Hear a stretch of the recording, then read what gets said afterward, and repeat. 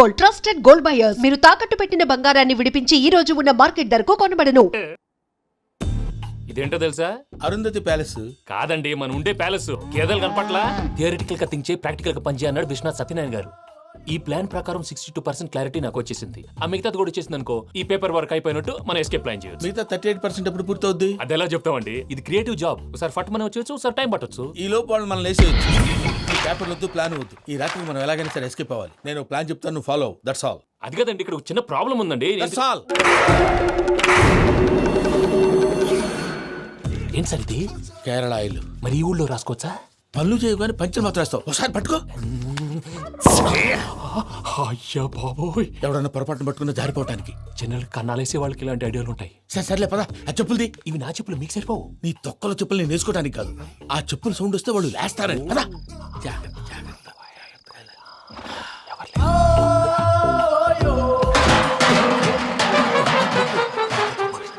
ఎవరు రాదే? నేను మేనేజ్ చేస్తాను, ఉండండి. అడ్డమైన పిల్లలని ఎండ చేరుండయి. మళ్ళీ చేస్తాను. లేదు, అలా చేస్తే లేకుండా పడి ఉంటాడు. నీ అబ్బా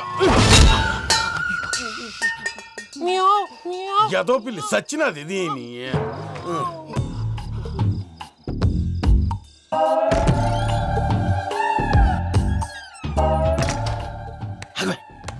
నాకు తెలిసినట్టు వెళ్ళిపోతా ఉంటే వెనకాలరా.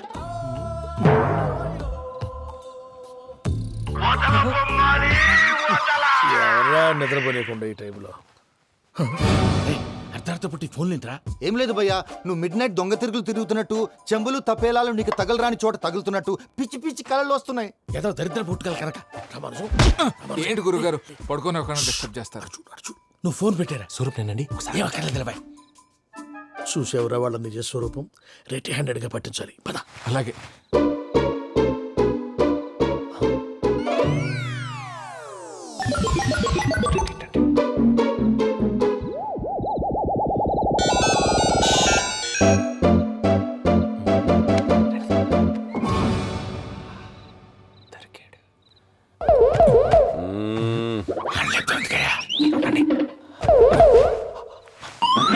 రామానుజం, చెప్పే జాగ్రత్తగా విను. చెప్పండి గురుజీ. ఈ రాత్రికి ఎలాగైనా నా పత్రాలు కాజేసి ఇక్కడి నుంచి జంప్ అయిపోవాలి. ఓకే, చలో చలో.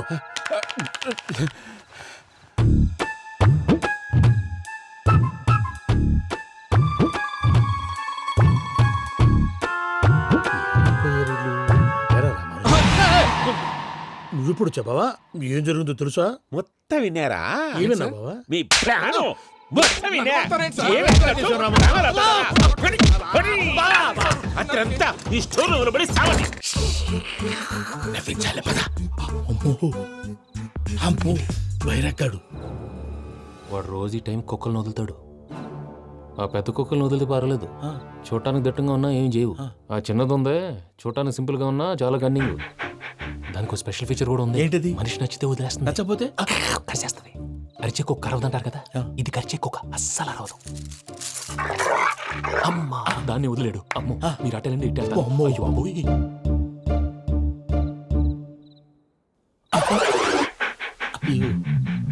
ఓహో, నేను ఎటు వెళ్తే అటు చూస్తుందేంటి? అయ్యో అమ్మో, అయ్యో అమ్మా.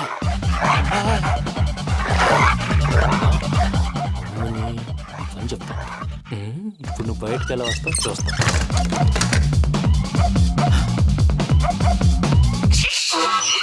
ప్రసాద్ గారి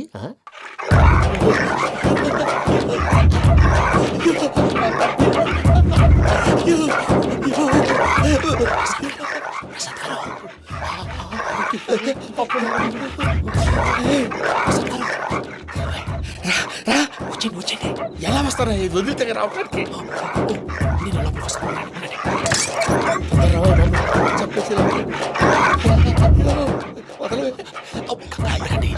ఇంకే బాగా వేసేస్తే కళ్ళు కనపడి కన్ఫ్యూజ్ అయిపోతుంది. మీరు వెళ్ళిపోండి. అది అది ఇక్కడే పడి ఉంటుందిలే. పూజ పూజ పూజ లాగుతామంటే రూమ్ కాదు, తను రోజుకో రూమ్ లోకి మారుస్తారు. చెంగల్ రాయదు. ఎవరు ఫోన్ ఆఫ్ చేసావచ్చు. ఏయ్,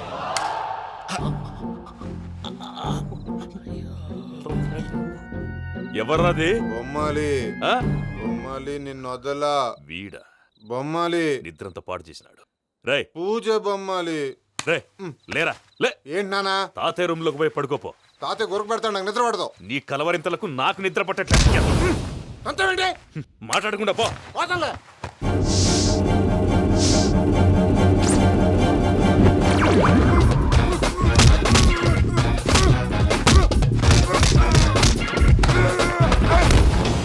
కొడతావేంటి పోతున్నాను కదా నేను కొట్టడం ఏంటిరా?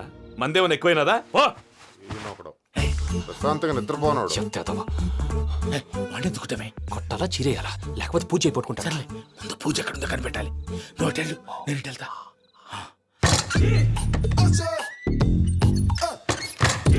పూజ ఈ పుట్టోడికి ఫోన్ సైలెంట్ మోడ్ లో పెట్టడం చేత కాదు. మళ్ళీ మొక్కి దెబ్బైపోతాడు. వెళ్ళి చెప్పొస్తే బెటర్. పూజ ఎవరు వచ్చినట్టున్నారు? ప్రసాద్ గారు ఎక్కడున్నారు సార్? అయ్యో ఇలా పడిపోయినట్టండి. ఏదో లాంటి పైకి లాగబోయా. ఇలా చేయమండి చేయమండి. అజయ్ కూడా అజయ్ కూడా. జాగ్రత్త, జాగ్రత్త, జాగ్రత్త. అయ్యో అయ్యో అక్కడే ఉండి వచ్చేస్తాను. ఈ బ్యాడ్లో పడ్డారు ఏంటండి? ఇదే కప్పండి బాబు. ఎంతో పాపం చేస్తే ఇలాంటి పనిష్మెంట్లు వస్తాయి. దేవుడు లాంటి మీకెందుకు వచ్చింది సార్? ఏం సార్ నేను ముందు లేకుంటే మీరు వెనకాడతారు. ఏంటండి సీసా పెంకులు? అరే చూసుకోలేతే బాగా లోతు దిగిపోయినట్టున్నాయి. రెండు రెండు కొన్ని కూర్చోండి. మీరు నా కోసం ఇంత హెల్ప్ చేస్తుంటే మీకెందుకు సరే ఎలా జరుగుతున్నాయి? నువ్వు నిజంగా నేర్చుతున్నావా? మళ్ళీ వారు ఏం మాట్లాడినవి మిమ్మల్ని చూస్తుంటే ఏడుపు వచ్చేస్తుంది. ఏడు చెట్టు గొంతు డ్రై అయిపోయింది. ఇక్కడ ఏదో నీళ్లు ఉన్నట్టున్నాయి. ఇవేంటి వేడుకున్నాయి? నాకేం తెలుసు తాగే. సరే తాగేస్తాను. వెళ్దాం పదవా, ఇంట్లోకి వెళ్దాంరా. వెళ్దాం పదవయ్యా. చెప్తున్నాడేంటి? గుడ్ మార్నింగ్ సుందరం మాస్టర్. అయినా చిన్నపిల్లలాగా సీసా పెంకుల మీద కిందకి వెళ్ళారండి. కర్మకాయలు వెళ్ళానే, వెళ్ళు. చెప్పి కాల్ తీసేస్తే తెలుస్తుంది. మొహం మీద ఆ దెబ్బలేంటండి?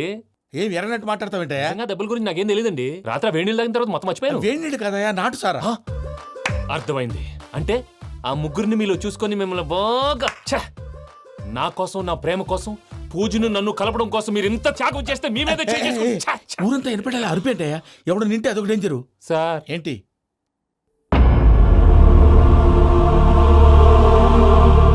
ఏంటయ్యా ఇదంతా? మీరు ప్రేమించుకోవటం ఏంటి? మా ప్రసాద్ మీకు హెల్ప్ చేయటం ఏంటి? అది కాదమ్మా, అసలేం జరిగిందంటే మీరు నేను ఆడపిల్ల తను ఏం చెప్తుందంటే నేను చెప్తాను. మీరందరూ అనుకుంటున్నట్టు నా పేరు ప్రణీత్ కాదు, చిట్టాపత్తుల వెంకటరమణ. తండ్రి గారు కీర్తిశేషులు చిట్టాపత్తుల రామచంద్రయ్య, తల్లిగారు స్వర్గీయ చిట్టాపత్తుల జానకీదేవి. మాది అందమైన నగరం హైదరాబాద్. అక్కడ కల్మషం లేకుండా కలివిడిగా కలిసిపోయే మనుషులున్న కాలనీ మాది. వెంకటరమణ, ఇలా చెప్పుకుంటూ పోతే ఎప్పటికవుతాయా? నేను 3 ముక్కలా చెప్తానుండు. ముక్కలు ముక్కలుగా చెప్పడానికి ఇది క్రైమ్ స్టోరీ కాదు, లవ్ స్టోరీ. డీటెయిల్స్ లేకపోతే అర్థం కాదు. అన్నట్టు మనం ఎక్కడ దాకా వచ్చాం? అదేదో కాలనీ దాకా వచ్చాం. ఏదో కాలనీ కాదండి, ఆనందనగర్ కాలనీ. పేరుకు తగ్గట్టే అక్కడ అందరూ ఎంతో ఆనందంగా ఉండేవాళ్ళం. అలాంటి పరిస్థితుల్లో ఒకరోజు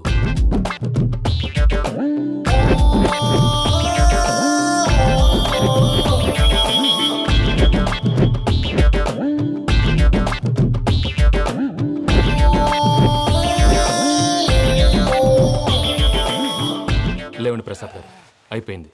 ఇదండి జరిగింది. సమయాభావం వల్ల కొంచెం ఫాస్ట్గా చెప్పేశాను. ఫాస్ట్ గా చెప్పేసావా? ఈ టైంలో మహాభారతం చెప్పేసి. సర్లేండి, గతం అందరికి అర్థమైంది కదా. ఇప్పుడు ఫ్యూచర్ గురించి మాట్లాడుకుందాం. దిల్వాలే దుల్హనియా లే జాయేంగే సినిమా చూసుంటారు కదా? చూడకపోతే ఇప్పుడు ఆ స్టోరీ కూడా చెప్తావా? అది కాదండి, అందులో షారూఖ్ ఖాన్ లాగా అందరినీ ఒప్పించి ఎవరిని నొప్పించకుండా పూజని పెళ్లి చేసుకోవాలన్నదే నా ఉద్దేశం. కాకపోతే ఇంట్లో మగవేతలందరూ మూర్ఖులు, మార్చడాలు అవి కుదరదు అని ప్రసాద్ గారు అన్న మీదట వేరే దారి లేక ఎస్కేప్ ప్లాన్ చేశాం. ఏం ప్రసాద్ గారు? అంతే అంతే. మా పూజకి నీలాంటి మంచి మనిషి భర్తగా వస్తున్నందుకు చాలా సంతోషంగా ఉంది బాబు. మా అన్న కూతురు అంటే మా కన్న కూతురు కన్నా ఎక్కువ. తన సంతోషమే మాకు ముఖ్యం బాబు. కానీ తెల్లారితే పెళ్లి పనులు మొదలు పెడుతున్నారు, ఇప్పుడు ఎలా? అదంతా నేను చూసుకుంటాను. దానికి మీ అందరు కోఆపరేషన్ కావాలి. ముఖ్యంగా మీది పూజ గారు. ఏమీ లేదు, మీకు ఈ పెళ్లి ఇష్టం లేదన్నట్టుంటే వాళ్ళు సెక్యూరిటీ టైట్ చేస్తారు. అదే ఇష్టం ఉన్నట్టు బిహేవ్ చేశారు అనుకోండి, వాళ్ళు రిలాక్స్ అవుతారు, మనం ఎస్కేప్ అవుతాం. ఏం ప్రసాద్ గారు? అంతే. అంతే ఈ 10,000 ఏమిరా వాళ్ళకి పేమెంట్ ఏదో నేందన్నట్టు చిన్ని గారు, మాట్లాడతావు కాసేపు అకౌంట్స్ పక్కన పెట్టండి. తెల్లారితే శుభకార్యం, అక్కడ ఏమైనా పెళ్ళికూతురు ఏడు బాంబు పెట్టుకుంది, ఇక్కడ ఏమైనా పెళ్ళికూడు మాడు బాంబు వేసుకున్నాడు. అదేమో ఆనందరావు అంకుల్ అయితే మాటికి వాని ఊసేందుకు బాబు? అది కాదు అంకుల్, శుభకార్యం జరిగే ఇంట్లో ఇలా ఏడుపు మాలు వేసుకుని ఉంటే దరిద్రం. మీ పార్ట్నర్ కాబట్టి ఆ దరిద్రం నాకు చుట్టుకుంటుందేమో నా భయం. అట్లా ఏం కాదులే బాబు. ఇప్పుడు మేమేం చేయాలో నువ్వే చెప్పు. సందడి సందడి చేయాలి. అంతే కదా, నువ్వు ఎట్లా చెప్తే ఎట్లా చేస్తావు. ఏం పాటలమ్మా ఇవి? పని చేసే వాళ్ళు కూడా నేసం వస్తుంది. ఏం తాతగారు? సాల్ది అమ్మని ముసిరి పాటలు నలిగేటి కూడా నలగవు. నువ్వు అందుకో బాబు. అందుకోనా? ఓకే, తెలుసో తెలియకో వెంకీ విషయంలో నేను చేసిన తప్పుని క్షమించు స్వామి. ఏమ్మా దేవుణ్ణి ఏం కోరుకున్నావు? వెంకీకి నిజం చెప్పేయాలని డిసైడ్ అయ్యాను మావయ్య. ఏంటమ్మా నిజం తెలిస్తే వెంకీ మన కోఆపరేట్ చేస్తాడా? పైగా ఎలా రియాక్ట్ అవుతాడు? తప్పు చేసిన మనం ఎలాంటి రియాక్షన్ అయినా ఫేస్ చేయాలి. నిజమేనమ్మా, నీలాంటి దైవభక్తి ఉన్న వాళ్ళకి పాపభీతి ఉంటుంది. నువ్వు ఈ విషయం వెంకీకి చెప్పావంటే దేవుడి మీద ఒట్టు. నువ్వు చీ అన్నా చే అన్నా పర్వాలేదమ్మా, కానీ ఈ విషయం వెంకీకి తెలిస్తే వాడు కడుపు మంటతో మనం ఇక్కడి నుంచి పారిపోతామన్న విషయం ఆ వెధవుడు చెప్తాడు. దాంతో వాడు నిన్ను ఆపేస్తారు, నన్ను లేపేస్తారు. అందుకని దేవుడి దగ్గర ప్రమాణం చేయించాల్సి వచ్చిందమ్మా. నన్ను క్షమించమ్మా.